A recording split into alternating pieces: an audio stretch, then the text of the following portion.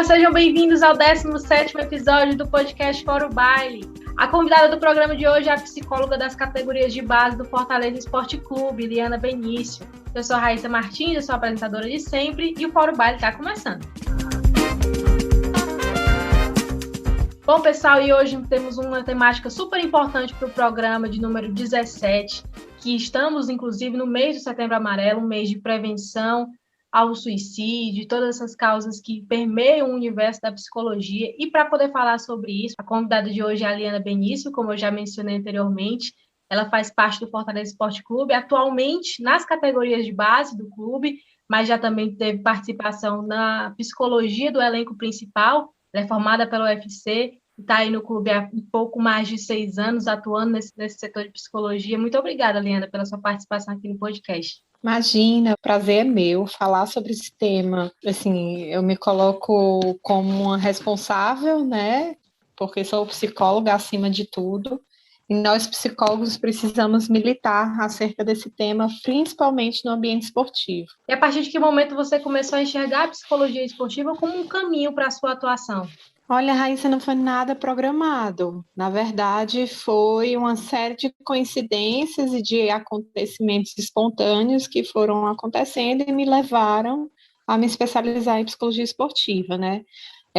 Eu acho que mais do que talvez a psicologia em si, o que me enveredou para esse caminho foi o fato de eu ter sido atleta. Eu fui atleta de vôlei durante a minha vida inteira. E já na adolescência eu já questionava assim, alguns aspectos emocionais que o esporte me trazia ou afetava a minha equipe que eu jogava. E isso sempre me interessou. Eu era capitã, né, do meu time, então eu me interessava em saber como é que emocionalmente as minhas colegas estavam se portando. E quando eu entrei na faculdade, na UFC na época, não tinha nenhuma disciplina, nem uma parte de uma disciplina, como eu sei que existe nas faculdades hoje em dia, né, de práticas integrativas, não tinha nada sobre psicologia do esporte. E eu fui lendo por curiosidade, né? Eu ainda jogava na faculdade, aí peguei um livro de psicologia esportiva, depois fui para um congresso, depois fui estagiar, ganhei uma bolsa em relação ao incentivo ao desporto. Isso naturalmente foi acontecendo espontaneamente, mas sem nenhum planejamento. Muitos atletas acabam abandonando o esporte nessa época de faculdade, escola e tudo mais. Às vezes a cobrança também é muito exagerada. Como é que você se percebia nesse meio? E como é que hoje em dia você faz essa comparação para a Liana, que praticava esporte antigamente, para lidar com esse mundo, né, esse universo de atletas que chegam almejando ir para a categoria profissional? No meu caso, eu nunca fui profissional em si. Eu jogava em alto desempenho, cheguei a jogar o Campeonato Brasileiro, mas na verdade para mim sempre foi um grande hobby. E na faculdade era como se fosse uma válvula de escape, jogar vôlei, né? O que é bem diferente da realidade dos atletas de categoria de base do futebol, né, que são garotos que precisam se profissionalizar ainda crianças, muitas vezes, ainda adolescentes. Então, existe uma carga aí de responsabilidade e pressão muito maior, um vínculo que demanda outros aspectos, inclusive ser responsável pelo setor financeiro da família com 14, 15, 16 anos. Então, é uma relação diferente, né, do que eu vivi, por exemplo. Qual é a principal diferença que você nota entre as categorias de base e o profissional, né?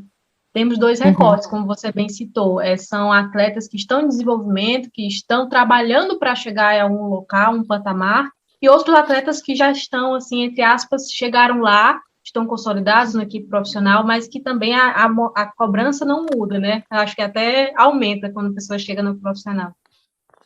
São cobranças diferentes. O profissional é para permanecer no alto nível, né, e dar resultados imediatos. A categoria de base é um processo de formação, de construção. Então, são atuações diferentes, sim. Eu diria que a maior diferença, no caso da forma como a psicologia olha para a base e olha para o profissional, existe uma diferença entre macro e micro. Como assim? Quando a psicologia, e aí isso é uma perspectiva bem pessoal, tá, Raiz, assim, da minha experiência de vida. Quando eu olho para a base, eu preciso olhar para o macro, eu preciso ter um olhar mais amplo. Em que sentido? Eu preciso olhar para o social, para a família, para a educação, para a escola. Eu preciso entender a relação que esse atleta tem com o clube. Enfim, eu não posso estar focada somente naquele resultado imediato que aquele atleta vai me dar, né? Que é o fazer gol no domingo seguinte. Eu preciso formá-lo para que ele esteja preparado para as cobranças que vai acontecer na vida adulta. Já no profissional, o que eu vejo é uma relação micro, um pouco mais micro. Claro que a gente se preocupa sim como é que está a vida daquele atleta, mas não é muito nosso foco. Nosso foco é fazer com que aquele atleta renda. Que aspectos emocionais interferem, como é que ele está em aspectos cognitivos, se está concentrado, se está motivado, e aí a gente está focado muito no resultado. Entende a diferença? Entendo. E aí, como é que funciona quando esses atletas não chegam nesse resultado esperado? Ou quando as cobranças acabam que transcendem o aceitável, vamos dizer assim, né? A cobrança sempre vai existir, porque, enfim, é um esporte de alto rendimento, né? Estamos falando do futebol. E aí, como é que o psicólogo pode atuar para poder ajudar esse atleta a entender que, às vezes, ele não vai chegar lá, né? Não vai conquistar aquele título, não vai conseguir marcar aquele gol? Isso é inevitável para todos os atletas do profissional. E eu tento deixar isso claro. Claro que a psicologia, ela trabalha numa perspectiva muito subjetiva, muito individual. Então, eu preciso investigar antes o que está levando aquele atleta a não render tanto, que pode ser múltiplos fatores. Mas uma coisa que eu gosto de deixar claro ali é que eles não são máquinas, né? E que eles desempenham outros papéis na vida dele para além de serem jogadores, né? Então, quando eu estou investindo pesadamente no meu papel, na minha persona de atleta, e isso não está dando resultado, eu preciso cuidar de outros papéis. E aí meio que alivia. Mas, assim, o que eu gosto de trabalhar é na perspectiva que a gente chama na educação física, né? Com os profissionais de educação física, eles chamam de treinamento programado. E eu gosto de trazer essa perspectiva a longo prazo para a carreira. Como assim? Você precisa entender que não dá para render sempre 100%. Vai ter uma hora que você vai ter uma queda, e essa queda ela pode ser psicológica, ela pode ser emocional. E aí, aceitar que você vai passar por isso é o primeiro passo, né? Não transformar isso em uma catástrofe, porque isso acontece, digamos, sei lá, com a maioria dos jogadores. Qual é a importância de um clube formador, né? No caso, o Fortaleza, tem categorias de base, mas ter essa inserção do departamento de psicologia, né?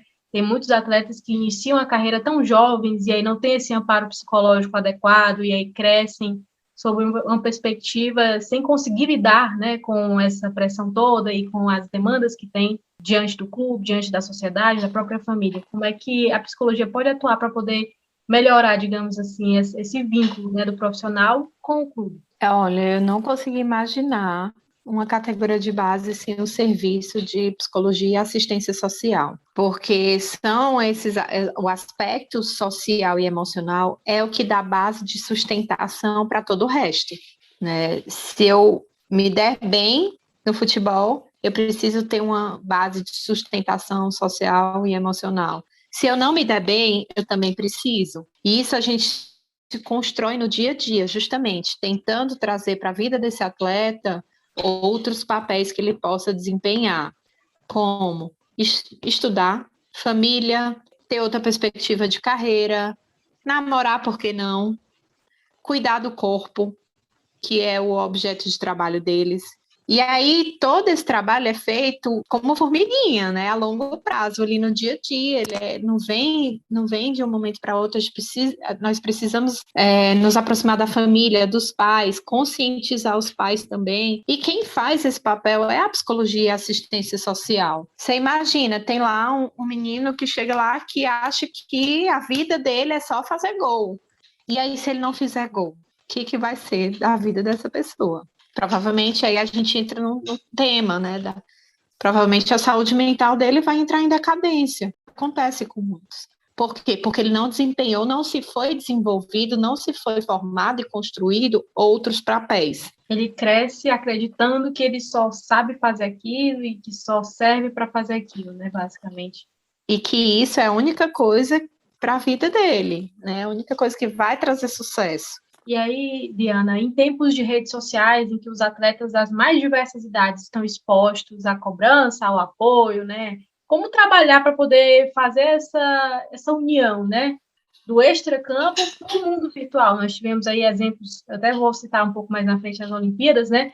Em períodos de concentração, em que os atletas, teoricamente, a gente imagina que estão ali se preparando para uma competição, estavam ali nas redes sociais, né, comentando coisas e às vezes até tirando foco, né, do que realmente importa, que seria a competição. Eu acho que isso é uma responsabilidade da instituição que eles estão inseridos, porque eu acho que é um processo de orientação, sabe, Raíssa? Assim, eles mesmos não são muito carentes de muitas coisas. Então, se eu tenho um setor que pode orientá-los, a gente pode fazer isso, né? Brilhantemente, por exemplo, a Thaís e a Alana do Fortaleza fazem palestra, né, com orientação de rede social, como eu posso utilizar a meu favor, como eu posso utilizar a minha imagem pública, e isso precisa ser orientado pela instituição, né? Ou se não tem esse setor na instituição, que você possa trazer alguém de fora para poder debater isso. Em relação à psicologia, há interferências externas que atrapalham os aspectos emocionais. Então, eu também tento orientá-los nesse sentido. Como é que você se prepara na concentração? O que você faz? Quais são as técnicas que você pode utilizar? Então, é um processo de psicoeducação mesmo. E aí não tem como falar da psicologia esportiva, que foi um tema super debatido agora nas Olimpíadas, quando a Simone Biles optou por não competir em algumas modalidades da ginástica artística, priorizando a sua saúde mental, né? Foram declarações bem fortes e que, de repente, o mundo se voltou os olhares para a psicologia, sendo que é um trabalho tão importante que está acontecendo ali nos bastidores e que parece e só nesse momento ele vem à tona, né? Qual a importância da declaração de uma atleta desse peso, né? Porque ela é multicampeã, para reforçar mesmo essa educação e essa cultura de que a psicologia é muito importante para esses atletas de alto nível. Não é só comer bem, treinar e a fisioterapia, não. A mente também é muito importante. Olha, Raíssa, honestamente, eu acho uma pena que a psicologia do esporte ela seja vista nesses momentos de crise. Porque a psicologia do esporte não é para apagar fogo e não é para acolher somente atletas que estão em desistência, em depressão. Existe uma preparação ali psicológica, não só voltada para a prevenção à saúde mental, mas também para uma melhor preparação, como se fosse um treino. E a minha preocupação, eu acho que é muito importante estar falando sobre isso na mídia, mas a minha preocupação é que o foco seja esse, que comecem a relacionar a psicologia do esporte como a crise, o atleta em crise. E aí, há pouco se vê relatos de atletas que já estão tendo acompanhamento psicológico há um bom tempo, há meses, há anos, né? E eu tenho trazido esse questionamento de que como é que a gente está associando a psicologia do esporte à mídia.